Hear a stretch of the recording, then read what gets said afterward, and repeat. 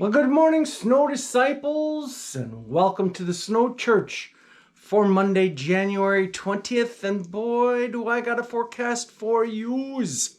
Yes, you're going to be glad that you attended the Snow Church this morning. Blessings, everyone, blessings. We have not one, but two live snow shots today. This first one comes from Bemidji, Minnesota. And some light snow starting there. And the other one comes from Lake Vermilion, up even further north towards the Canadian border. And it is snowing there as well. In fact, let's check out the radar. And here you go. A good chunk of eastern and even central Minnesota seeing the snows develop. There's already been 2 to 4 inches of snow up into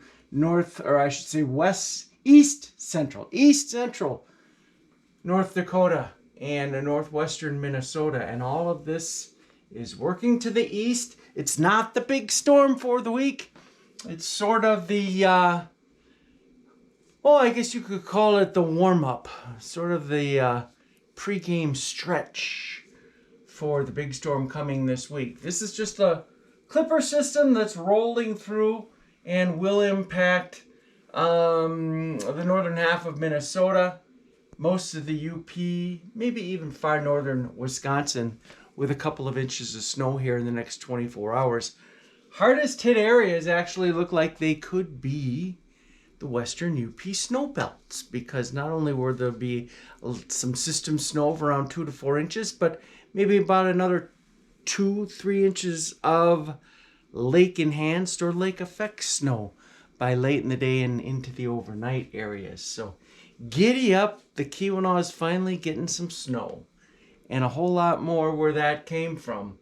24-hour snowfall, as I talked about. East central North Dakota and really northern sections, not just northwest, but northwest and north central Minnesota getting some snows in the last. This is actually a 72-hour or 3-day map, but all of this stuff came down within the last 24 hours. All right, let's stop wasting our time and jump into the forecast models, because that is where all the fireworks are this morning and will be for the week, really. Our good old friend, the GFS model. Let me see if I can expand this just a little bit here so that we can get a better view on things. Well, did it maybe a little bit too big. Oh, it wants to be jumpy. Why you want to be so jumpy? Huh, Vern? Alright, I think I can manage with that. So here we are sitting at the initialized date, which was yesterday evening, and now we'll run through the snow here in the next 24 hours or so. This is by about 7 a.m. tomorrow morning Eastern time, and that's where the snows are expected to fall. But watch out. Bum, bum, bum. This right here looks a little inconspicuous at this moment, but just watch this puppy do its magic in the next 3 days from this point on. Again, we're sitting at Tuesday morning. Bump. Here it comes. Here it comes. Giddy up. All right, I'm going to go to Friday morning at 7 a.m. Yepers. Is that not an impressive looking snow event for the northern Midwest? It's been a long time since I've seen one storm produce such an extensive snowfall across the entire upper Midwest. Minneapolis, 26.9 inches of snow. You got 20 inches of snow extending out towards Wausau And I was checking the amounts here in northern Wisconsin. 17, 18, 19 inches of snow. Same thing for the UP. Now, interestingly enough, the Keweenaw, out of the storm itself for, say, Tuesday, Wednesday, Thursday, probably only about a foot, but you add in that 3 to 6 inches of snow that's going to fall in the next 36 hours, and you suddenly catapult them into the 17, 18, 19 inch range for the next 5 days as a whole. Even Madison, 10.9. Grand Rapids, 13.1. Rapid City, 20.9. And then, of course, if you're headed out west, wonderful snows there as well. So this is really going to be a doozy of a snow event.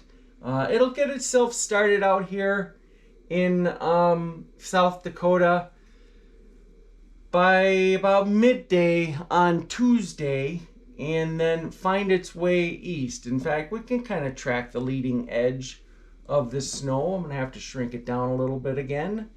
But let's just back it up here. So here it's coming into South Dakota. There's a little bit of advance even right there. So that snow would be for Tuesday night.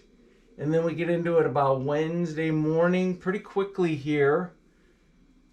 This is actually by Wednesday evening. And then this is by Thursday morning at 7 a.m. And again, Friday morning by about 7 a.m. Now, how does this compare to other models? Well, I'm glad you asked that, because it compares quite nicely, thank you. This is the GFS, same thing with the snows, same thing with that leading edge right here, and then with the main snows coming through, and then we'll go to 12Z Friday. So, this is the European, or no, I'm sorry. This is the American model, and I'm going to have to kind of try to sync the maps a little better. So what I'm going to do is pull this one up like that. No, I can't do that. Pull. What do I got to do here? You make that one bigger. Close this menu.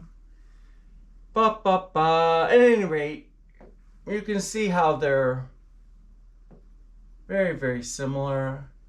I guess what I need to do really is just pull this down and shrink it down a little bit.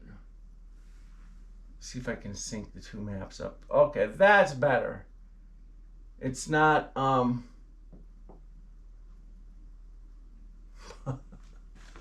What'd I do? What'd I do? What'd I do? I'm all excited. I can't get the maps. Oh, it's not what I wanted. All right. Nothing like screwing up a great presentation, huh? All right.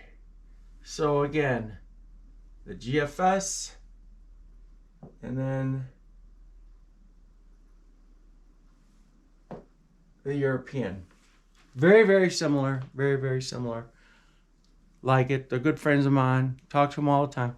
That was a really bad Donald Trump impersonation. All right, so we're going to go to the GFS and see what happens beyond this big storm. Is that it? Do we have meltdowns? Come on, tell us. Well, no meltdowns, but you can see that the snows continue to fly. In fact, holy cow, look at that, right down towards the very end of the period. Another pretty significant snow event. So let's do this. So I can't do that. Shazbot.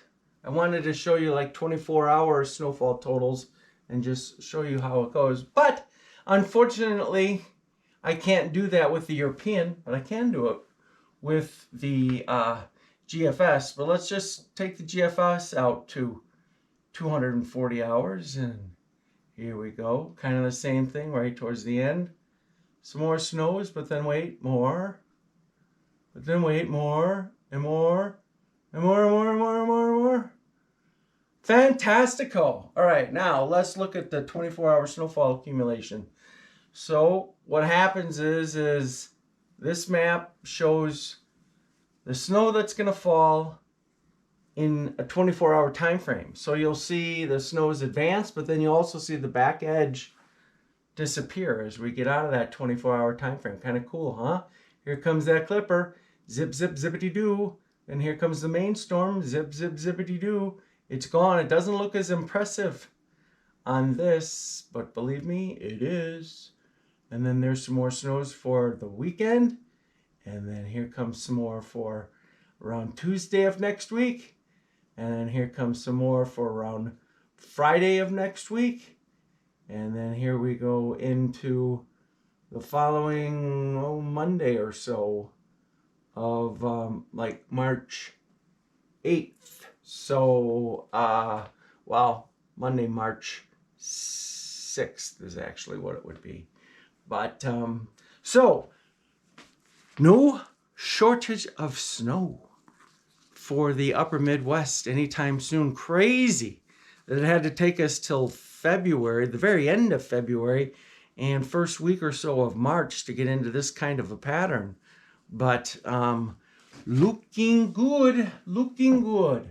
Let's look at just quickly here the 500 millibar, and what we're looking at is just a projection of North America. So here is the United States of America.